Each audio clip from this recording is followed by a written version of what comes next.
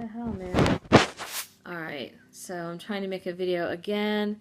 It keeps shutting off. So this is my first time consciously attempting to make a video, and I was saying that it's, I don't know, you have to comb your hair and you have to put on clothes and get dressed and all kinds of stuff like that when you communicate by video that you don't have to do when you communicate via email, which is why I like doing email.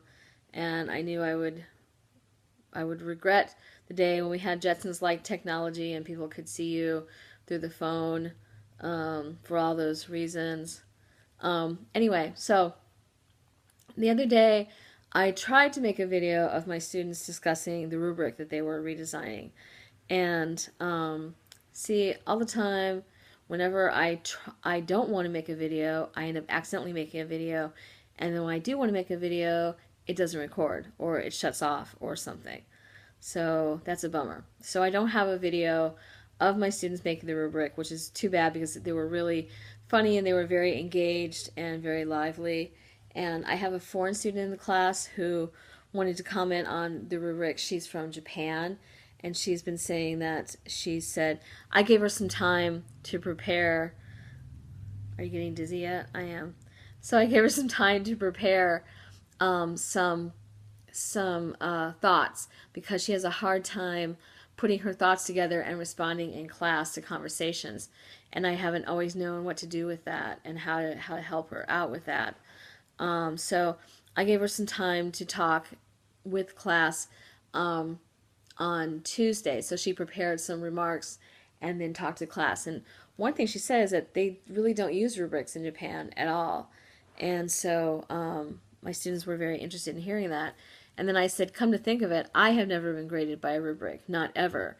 Not in graduate school, certainly not as an undergrad. It just wasn't done 30 years ago, when I was an undergrad. So my students were very interested in hearing that as well, because frankly, I almost always use a rubric. I at least create one before I grade the paper. Sometimes I do it ahead of time and have them in class like from the first day. I'm required to at Brown Mackie.